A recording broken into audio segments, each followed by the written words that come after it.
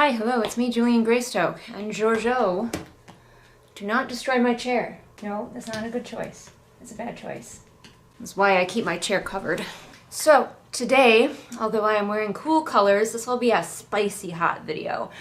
I've done this before, so if you're interested in seeing an earlier version, I will link it somewhere, at least in the doobly-doo, if not on the screen. But today, we are looking at mine and my viewers' spicy hot takes about writing and reading. The spice must flow. I've got my laptop here. I asked my viewers on YouTube what their spicy hot takes are. I'm gonna keep them anonymous, and not only will I be reading their hot takes, but I'll be throwing in a few hot takes of my own every now and then, so we'll just keep things very spicy around here.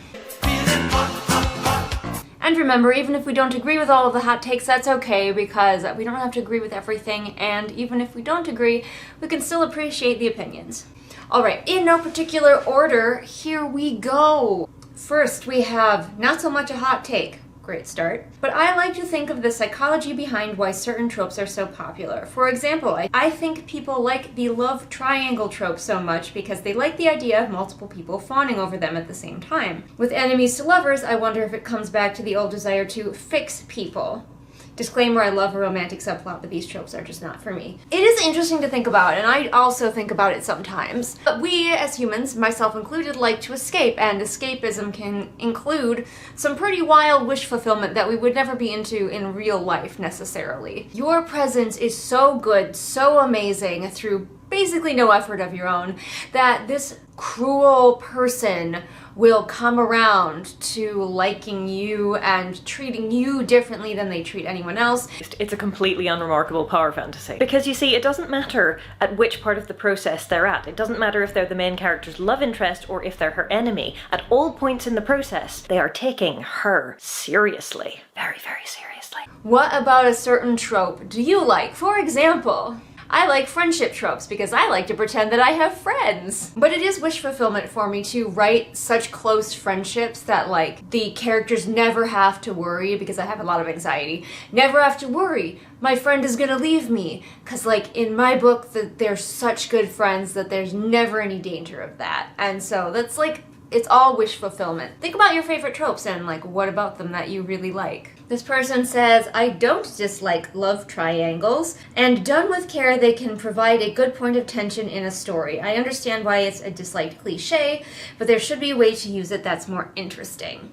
Yeah, fair. And it's really interesting to me because it used to be, like, if you had watched one of these spicy hot takes videos from a few years ago, I say a few, probably more than a few years ago, the hot take would be, I hate love triangles, and now the hot take has come back around to, actually I like love triangles. Everything is circles, everything comes back on itself. This one, very spicy to me. How so much representation and diversity in books nowadays is superficial, in the sense that the authors and publishers are just ticking a box to better suit what is in. I have a lot of feelings about this, and I'm gonna try to keep them to a minimum.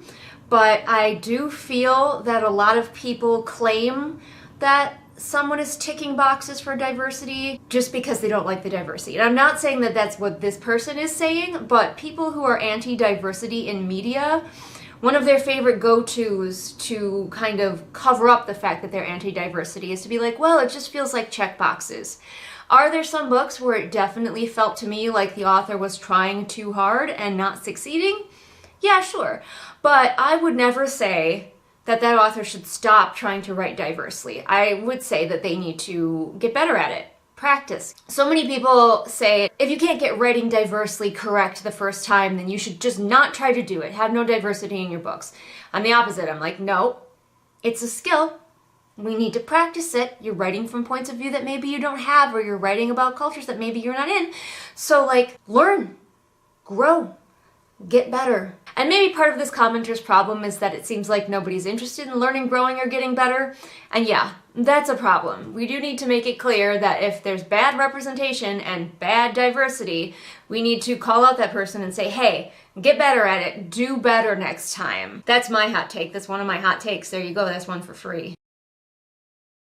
Spicy unpopular opinion. YA fantasy is overrated and booktubers should explore a plethora of other genres out there. Agree and disagree. I think that booktube is starting to lean away from YA, or maybe I'm just traveling in different booktube circles. But some people like to niche down, and that's the category that they want to cover, and I don't personally have a problem with that. I watch a lot of booktubers who cover adult books, so I do encourage anybody who's feeling like booktube is oversaturated with YA to go on a search and start looking outside of the booktubers that you're already following, or the big popular ones. Even the big popular ones that I follow are leaning away from doing only YA now. So the times they are changing. But also, if you do only YA, that's okay. It's what you like.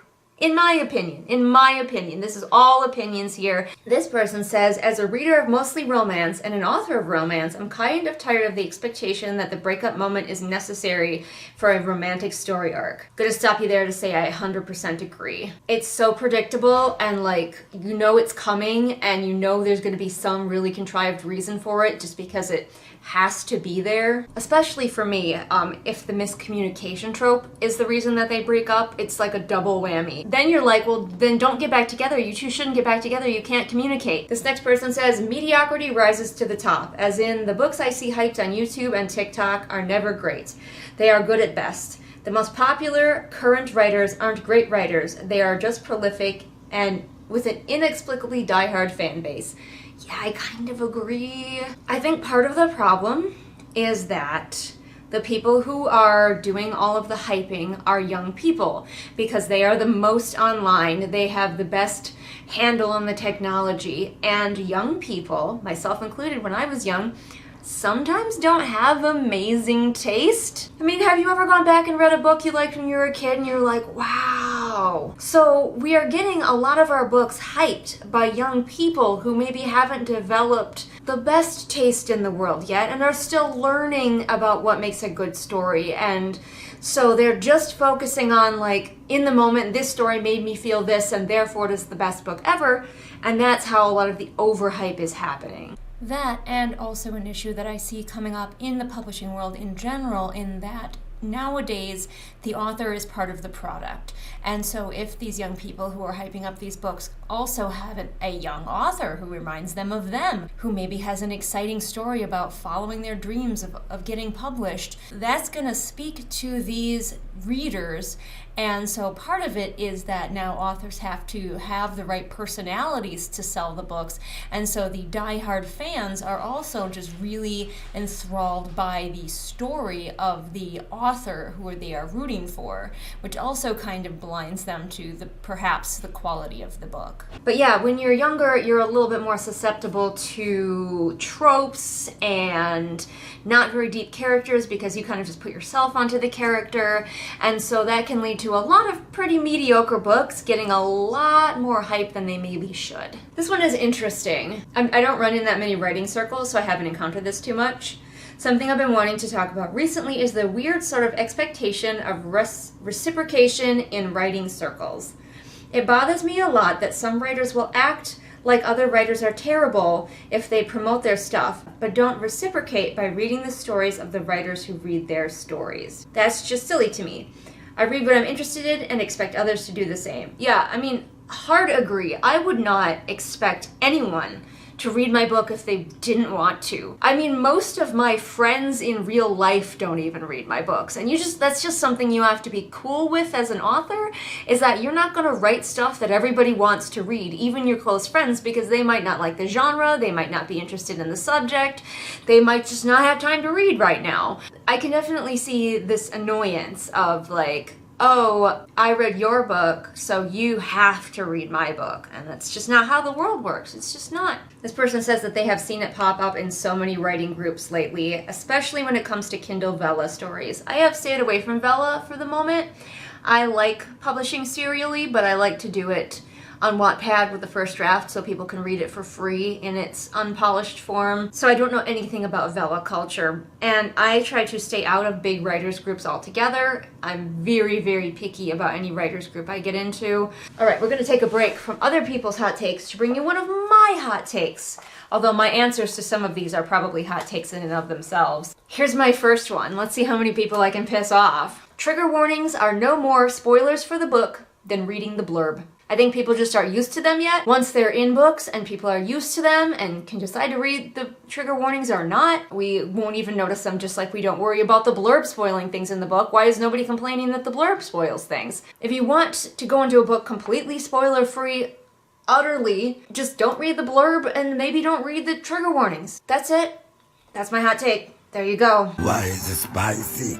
Alright, back to your hot takes. YA fantasy as a genre no longer seems like fantasy stories for a teen audience and has become synonymous with smutty fantasy marketed to women in their 20s and 30s. This is more of a publishing problem than it is a YA problem, because for some reason, publishing puts books that are written by women, specifically, especially, into the YA category when they don't belong there. That's all I'm gonna say about it. It's a thing, but that's why all these smutty books are ending up in YA when they shouldn't be. Oh, a woman wrote a fantasy book.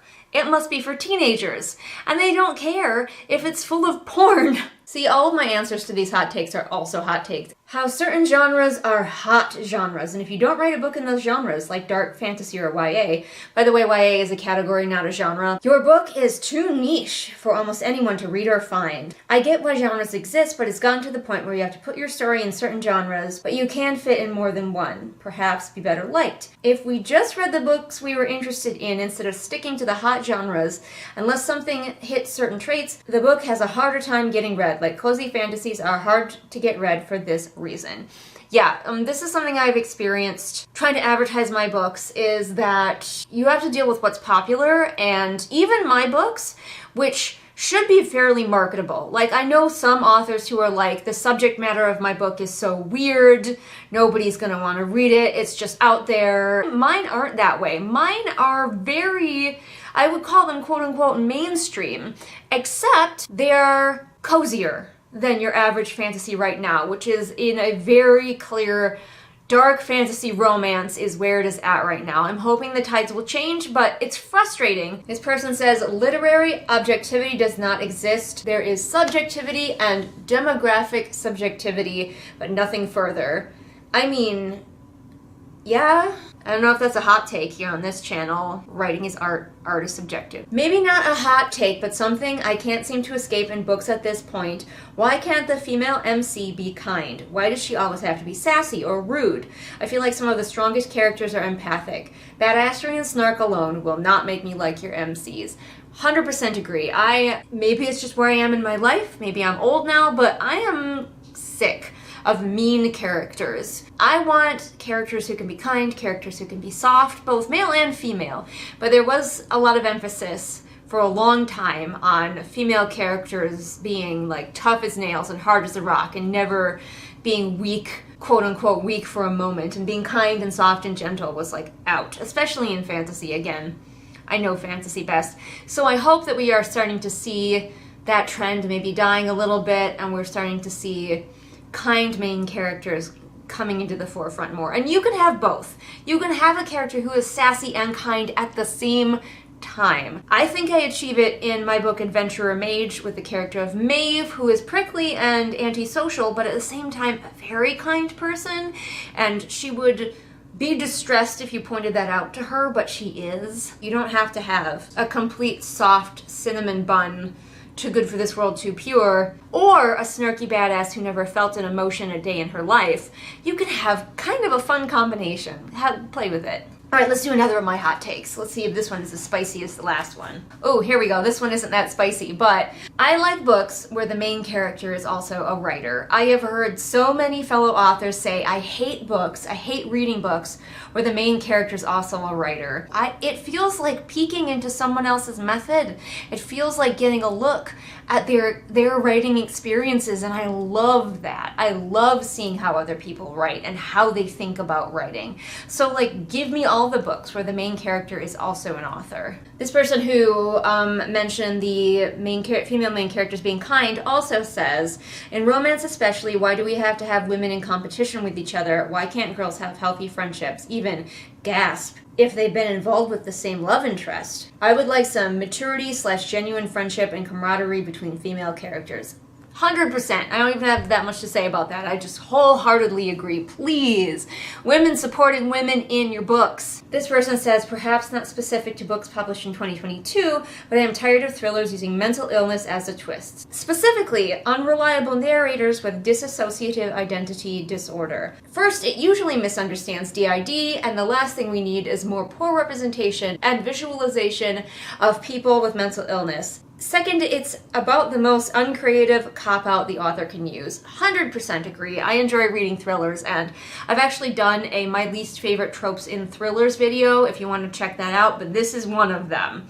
I hate mental illness being used as a twist. It's never accurate representation of mental illness, and it just is like an easy cop-out. Ooh, here's a spicy one. First person present tense exists to facilitate self-inserts. That was a difficult sentence to say. I'm specifically referring to how a lot of YA and romance is first person present tense and meant to be consumed in large quantities by middle-aged white ladies who want to feel something, so they need to be a spoon-fed self-insert fantasy. Whoa, I'm feeling the heat off of this spicy hot take. First of all, let women enjoy things, but we'll move on from that. So, while I agree that some books can have a self-insert problem, I disagree that first-person present tense exists to facilitate it.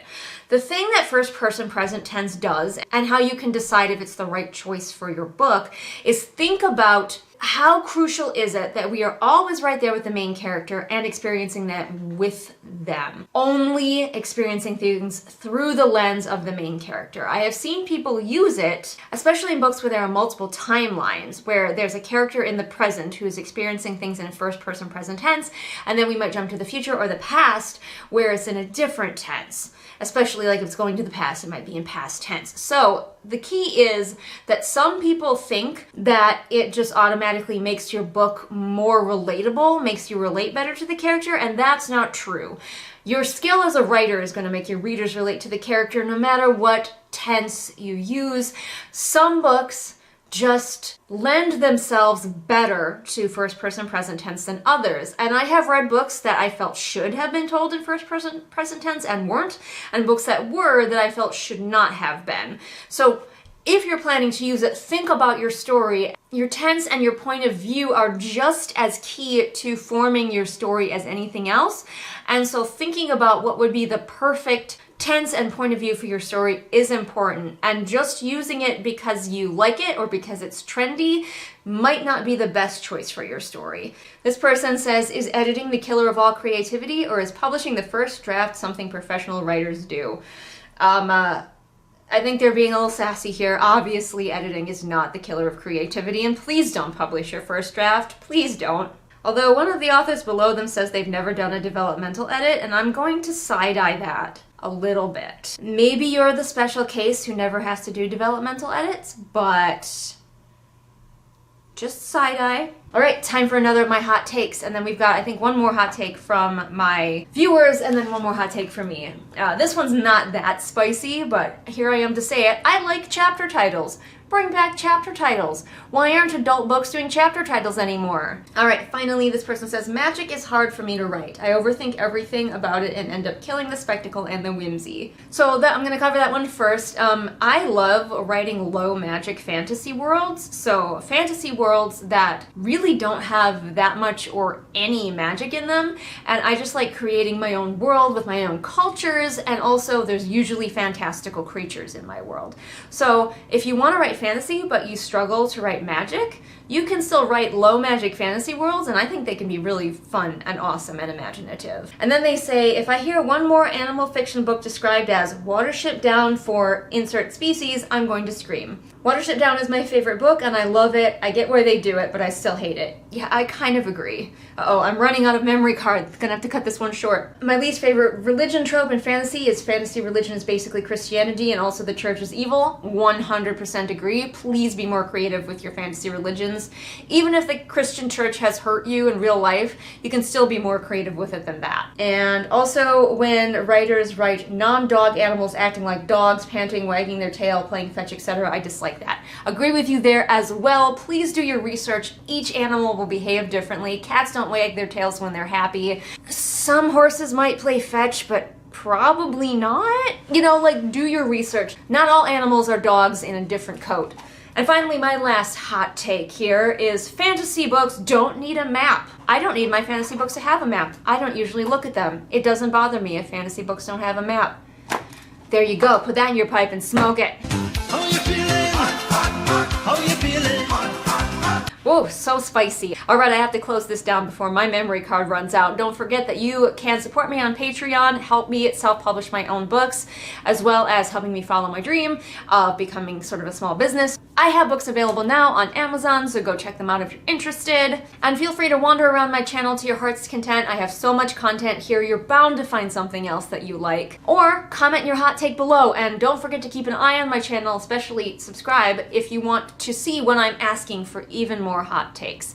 Remember to be civil down in the comments. If I see people bullying, your comments will be dealt with very firmly, okay? We can have a reasonable discourse. Yes, I believe that on my channel we can achieve that, so everybody behave. And I will see all of you again next time with whatever it is I happen to be doing next time. Stay spicy. Bye!